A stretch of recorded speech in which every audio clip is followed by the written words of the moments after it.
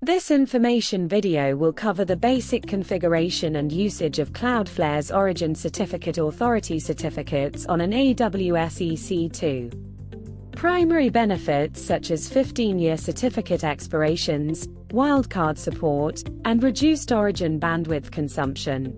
Step 1 is to access the Cloudflare dashboard and generate the certs. Select the key type, enter the host names, and select the expiration. Step 2, copy and save each cert file in their respective format for file names, such as .key and .pem. Step 3 is we will upload the files to our SSL directory, and then edit the Apache SSL vhost file to point to our new certs. Step 4 is to restart the Apache service.